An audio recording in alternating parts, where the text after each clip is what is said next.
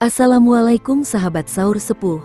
Di video kali ini admin akan membahas seorang tokoh ulama Nusantara yang selain sangat terkenal di Nusantara, juga sangat terkenal di mancanegara. Bahkan tokoh ulama ini pernah menjadi imam di tanah Haromain yakni Makkah dan Madinah. Ulama yang admin maksud di sini yakni Syekh Nawawi Al-Bantani.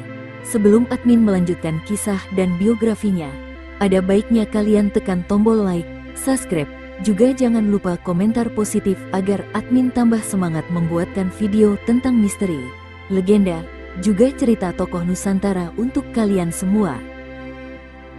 Nama Syekh Nawawi Al-Bantani begitu populer di Indonesia. Beliau adalah salah satu imam Masjidil Haram yang berasal dari Indonesia. Tak hanya itu, Syekh Nawawi Al-Bantani juga merupakan guru atau pengajar sekaligus ilmuwan yang melahirkan banyak kitab dan literatur untuk generasi mendatang. Tentu bukan perjalanan singkat untuk mencapai level seperti Syekh Nawawi. Dia disegani, baik di negeri sendiri maupun di negeri orang. Berikut adalah kisah singkat perjuangan Syekh Nawawi sebelum diangkat menjadi imam Masjidil Haram. Mengutip laman resmi pemerintah Provinsi Banten, Syekh Nawawi dilahirkan pada tahun 1230 Hijriyah atau 1813 Masehi di Tanara, Kabupaten Serang, Provinsi Banten, dan beliau wafat di Mekah pada tahun 1314 Hijriyah atau 1897 tahun Masehi. Makamnya terletak bersebelahan dengan makam Ummul Mukminin Sayyidah Khadijah istri Rasulullah di Malah. Setiap tahun haul beliau selalu diperingati di tanah kelahirannya, Tanara, pada hari Kamis pada minggu terakhir bulan Syawal. Acara hail selalu dihadiri oleh petinggi negeri dan ulama-ulama besar di tanah air. Pada tahun 2021 misalnya, hadir Wakil Presiden Indonesia Kiai Haji Ma'ruf Amin dan Gus Baha, ulama muda yang digadang-gadang sebagai penerus Kiai Haji Ma'mun Zubair. Nama lengkap Syekh Nawawi adalah Muhammad Nawawi bin Umar bin Arabi Al-Jawi Al-Bantani. Sebutan Al-Jawi digunakan untuk menunjukkan bahwa Syekh Nawawi adalah berkebangsaan Jawa. Pada saat itu, Banten adalah eks-kerajaan Islam yang kemudian oleh kolonial Belanda dijadikan sebagai karesidenan. Jawa lebih dikenal layaknya sebagai sebuah negeri, karena negara Indonesia pada saat itu belum terbentuk. Sedangkan Al-Bantani merupakan nisbat yang digunakan untuk membedakan Imam Masjidil Haram asal Indonesia ini dengan Muhyiddin Zakaria Yahya bin Saraf bin Al-Mari Al-Hazaimi atau lebih dikenal dengan sebutan Imam Nawawi, seorang ulama besar dalam mazhab Syafi'i yang sangat produktif dari Nawa, Damaskus yang hidup sekitar abad 13 Hijriyah, atau tepatnya tahun 1631 Hijriyah atau 1233 Masehi. Di lingkungan keluarganya, Syekh Nawawi dikenal dengan sebutan Abu Abdul Mukti. Ayahnya bernama Kiai Umar bin Arabi, seorang penghulu, ulama, dan pemimpin masjid dan pendidikan Islam Tanara, Banten, sedangkan ibunya bernama Subaidah, penduduk asli Tanara. Syekh Nawawi merupakan anak pertama dari 7 bersaudara, yaitu Ahmad Syihab ad-Din, Tamim, Said, Abdullah, Zakilah, dan Sariyah. Syekh Nawawi merupakan keturunan ke-12 dari Maulana Syarif Hidayatullah, Sunan Gunung Jati, Cirebon. Tepatnya keturunan dari putra Maulana Hasanuddin dalam kurung Sultan Banten pertama, yang bernama Sunyararas atau Tajul Arsy. Dari silsilah ayahnya, garis keturunan Syekh Nawawi sampai kepada Nabi Muhammad SAW, sedang dari ibunya sampai kepada Muhammad Singaraja. Sebagai putra seorang tokoh agama di Tanara, Syekh Nawawi mendapat tempat di lingkungan keluarga yang agamis. Oleh karena itu, sejak kecil ia sudah mendapatkan pelajaran keagamaan baik berupa ilmu pengetahuan maupun teladan perilaku dari keluarganya sejak kecil. Syekh Nawawi dikenal sebagai sosok yang rajin dan tekun belajar. Ia juga dikenal sebagai seorang yang tawadu, zuhud, dan bertakwa kepada Allah. Sehingga teman sejawatnya, Abdul Sattar Ad-Dahlawi, menyebutnya sebagai mutakin. Sejak berusia 5 tahun, Syekh Nawawi sudah mulai belajar ilmu agama Islam langsung dari ayahnya. Bersama saudara-saudara kandungnya, Syekh Nawawi mempelajari tentang pengetahuan dasar bahasa Arab, fikih, tauhid, Al-Quran dan tafsir. Pada usia 8 tahun bersama kedua adiknya, Tamim dan Ahmad, Syekh Nawawi berguru kepada Syekh Sahal, salah seorang ulama terkenal di Banten saat itu. Kemudian melanjutkan kegiatan menimba ilmu kepada Syekh Bain Yusuf Purwakarta. Di usianya yang belum genap 15 tahun, Syekh Nawawi telah mengajar banyak orang, sampai kemudian ia mencari tempat di pinggir pantai agar lebih leluasa mengajar murid-muridnya yang kian hari bertambah banyak. Baru setelah usianya mencapai 15 tahun, Syekh Nawawi menunaikan haji dan kemudian berguru kepada sejumlah ulama masyhur di Mekah saat itu. Setelah 3 tahun bermukim di Mekah, Syekh Nawawi pulang ke Banten sekitar tahun 1828 Masehi. Sampai di tanah air dia menyaksikan praktik-praktik ketidakadilan, kesewenang-wenangan, dan penindasan yang dilakukan pemerintah Hindia Belanda terhadap rakyat. Tak ayal, gelora jihad pun berkobar. Sebagai intelektual yang memiliki komitmen tinggi terhadap prinsip-prinsip keadilan dan kebenaran, Syekh Nawawi kemudian berdakwah keliling Banten mengobarkan perlawanan terhadap penjajah sampai pemerintah Belanda membatasi gerak-geriknya, seperti dilarang berkhutbah di masjid-masjid. Bahkan belakangan dia dituduh sebagai pengikut Pangeran Diponegoro yang ketika itu sedang mengobarkan perlawanan terhadap penjajahan Belanda.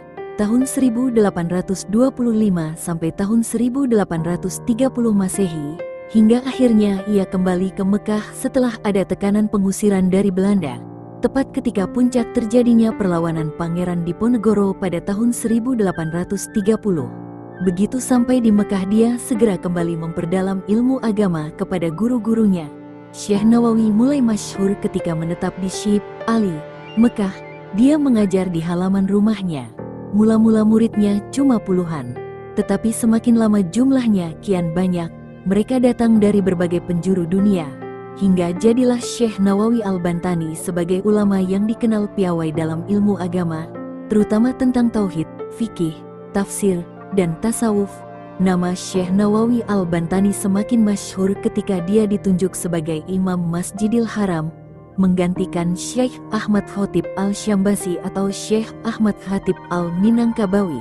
Tidak hanya di kota Mekah dan Madinah saja dia dikenal, bahkan di negeri Suriah, Mesir, Turki, hingga Hindustan namanya begitu masyhur. Syekh Nawawi memegang peran sentral di tengah ulama Al-Jawi. Dia menginspirasi komunitas Al-Jawi untuk lebih terlibat dalam studi Islam secara serius, tetapi juga berperan dalam mendidik sejumlah ulama pesantren terkemuka. Bagi Syekh Nawawi, masyarakat Islam di Indonesia harus dibebaskan dari belenggu kolonialisme. Dengan mencapai kemerdekaan, ajaran-ajaran Islam akan dengan mudah dilaksanakan di Nusantara. Pemikiran ini mendorong Syekh Nawawi untuk selalu mengikuti perkembangan dan perjuangan di tanah air dari para murid yang berasal dari Indonesia serta menyumbangkan pemikirannya untuk kemajuan masyarakat Indonesia.